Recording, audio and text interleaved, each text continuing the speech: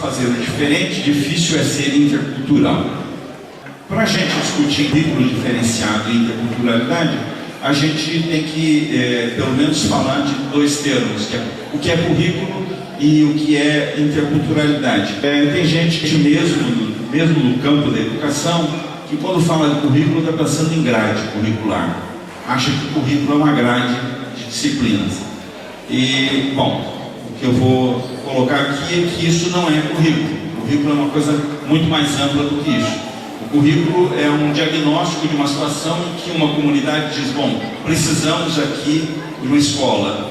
E aí esse currículo vai dizer, nessa escola, por que a gente precisa dela e, em função disso, como ela vai ter que ser, como ela vai funcionar, o que ela vai ensinar, ou seja, vai ter uma grade também, mas é uma parte, em que horários, em que dias, em um calendário, enfim.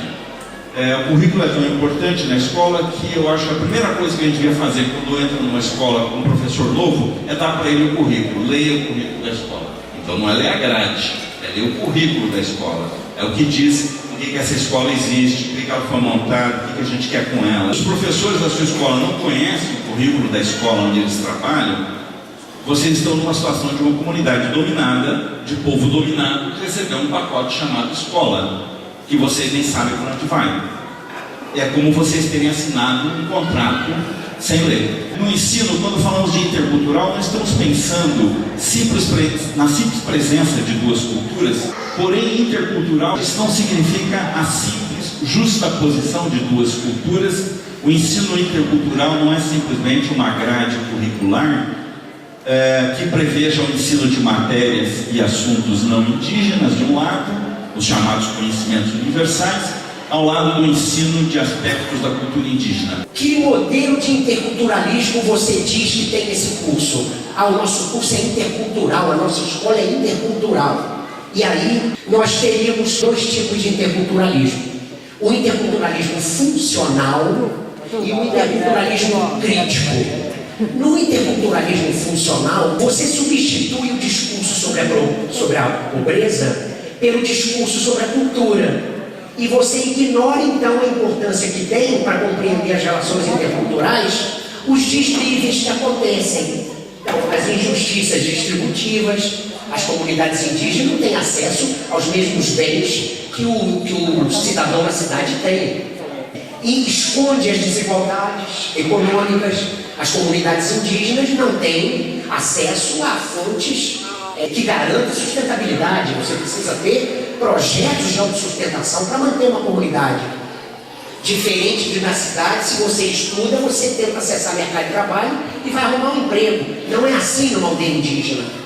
Então, as condições, as desigualdades das relações de poder e os desníveis culturais são muito grandes. O que eu estou querendo dizer então é falar em interculturalismo por falar é esquecer que essas culturas são assimétricas, é o nome que a gente gosta de usar. Nós não estamos em simetria, cultura não indígena com cultura indígena. Nós estamos em assimetria. Quer dizer o quê? A língua portuguesa é um rolo compressor, o dinheiro do Juruá é um rolo compressor, o mercado de trabalho na cidade é um rolo compressor sobre as comunidades indígenas. Então as nossas relações não são relações de igualdade, compreende? Então falar em intercultural é uma troca cultural. Vamos trocar. Trocar o quê por quê? Agora, no interculturalismo crítico, a gente busca uma teoria crítica de reconhecer uma política cultural da diferença aliada com uma política social de igualdade. Enquanto o interculturalismo funcional, o neoliberal, busca promover diálogo sem tocar nas causas da assimetria cultural, o interculturalismo crítico busca suprimi-las.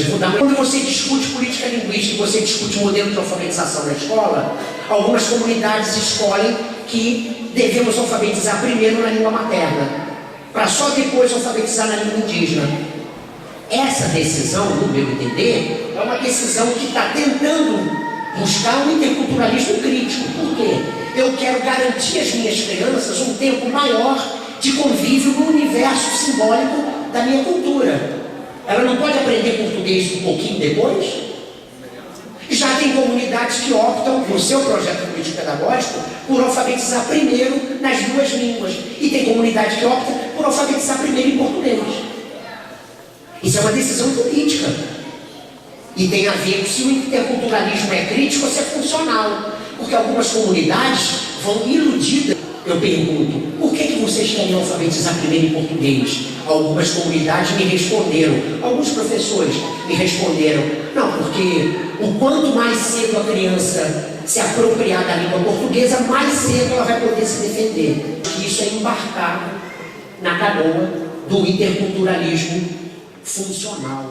Uma sociedade que não consegue comandar a educação dos próprios filhos é uma sociedade dominada. Como o problema do parto, de ter criança só em hospital.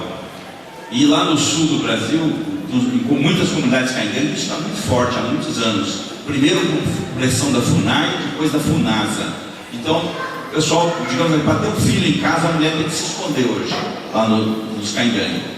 Eu digo para eles, olha, o dia que, se vocês não sabem nem nascer sozinho, que povo é esse? Quer dizer, a primeira coisa que a comunidade aprendeu a fazer, que foi parir seus filhos, quando você não sabe nem nascer sozinho, você tem que ir para o hospital de branco para nascer, então vocês estão totalmente dominados. Aqui nós estamos falando da educação também. Se você não define a sua educação, se você não define a educação dos seus filhos, é a questão da autonomia. Aonde que eu enfio a escola na minha comunidade? A escola ocupa que lugar? Eu quero que ela forme, que ela eduque para quê? Essa pergunta tem que ser amadurecida pelas lideranças, pelos caciques, pelos rezadores, com os professores da escola. A escola não tem vida autônoma. A escola não serve por si só. Porque na nossa cultura, na cultura de Juruá, escola serve para pegar diploma, né? Vai ser alguém na vida. Mas o que isso quer dizer na cultura do Juruá? Na cultura do Juruá, estudar é para você se formar em alguma profissão e acessar o mercado de trabalho, para ir ganhar dinheiro e cuidar da sua vida. Esse se formar em alguma profissão para acessar o mercado de trabalho e aí ganhar dinheiro para sobreviver é que está resumido no ser alguém na vida. Bom, isso é uma coisa na cultura não indígena. Por exemplo, a gente faz a primeira a quarta série para quê? Para depois fazer a quinta e oitava. Aí se você pergunta assim, para que tem que fazer a quinta e oitava série? Aí o cabra diz, não, aqui tem que fazer o ensino médio. Aí se você perguntar assim, mas para que faz o ensino médio? Aí o cabra diz, não, é porque para poder fazer faculdade. Bom, aí para que você faz faculdade? Para ter uma profissão, ora bolas. Para me formar em alguma coisa. Então essa é a lógica do ser alguém na cultura não indígena. Para que serve uma escola indígena diferenciada? O processo de ser diferenciado é para formar médicos ou para formar guerreiros que possam ser médicos e depois voltar para a comunidade e não virar as costas para a comunidade? Isso não é novo, não. Isso aí vem a ver com Paulo Freire. Qual que é o método Paulo Freireano? Para que servir a educação para Paulo Freire? É para criar cidadãos que possam lutar pelo seu povo, que tenham a consciência plena de seus direitos. Será que a escola, numa comunidade indígena, vai cumprir essa mesma função social que cumpre cá na cidade? Essa é que é a pergunta para as comunidades conversarem sobre isso. Eu quero dizer, por exemplo, não tem mercado de trabalho para todos os jovens nas comunidades. Vocês sabem disso. Então, será que a escola é para formar especificamente só para mercado de trabalho? Não, eu acho que numa comunidade indígena a escola pode ter outras funções sociais importantes, como, por exemplo, gerir seus projetos de autossustentação, administrar os seus programas de remanejamento florestal, administrar programas de alimentação e de saúde indígena, administrar, serem lideranças capazes de gerir projetos de autonomia. Isso é ir trabalhar numa fábrica? Não. Não estou dizendo que o indígena não tem o direito de acessar mercado de trabalho na cidade. Não é disso que eu estou falando. Tem direito como qualquer cidadão. Eu tenho colegas lá Guarani que estão trabalhando na eletronuclear, tem colegas lá que estão trabalhando lá na cidade. Tem o Chamorro está fazendo um curso lá de eletricidade no Senai. O que ele vai conseguir com isso? Um curso, um emprego de técnico de eletricidade lá na cidade do Juruá. Não tem nenhum problema com isso. Mas o problema é achar que isso vai servir para todas as crianças da aldeia e achar que esse é o objetivo da escola na aldeia. Não pode ser só esse. tem objetivos muito maiores na escola numa comunidade indígena.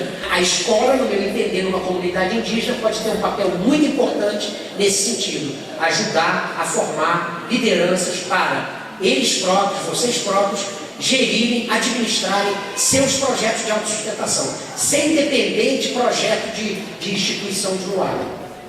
Então eu acho que o ser alguém dos indígenas é muito mais do que pegar um diploma para ir arrumar um emprego na cidade. Uma frase para terminar. Por que não descuidar, então, da interculturalidade? Eu vou usar uma frase de um filósofo e poeta americano falecido século passado, século retrasado. A beleza de uma flor provém das suas raízes.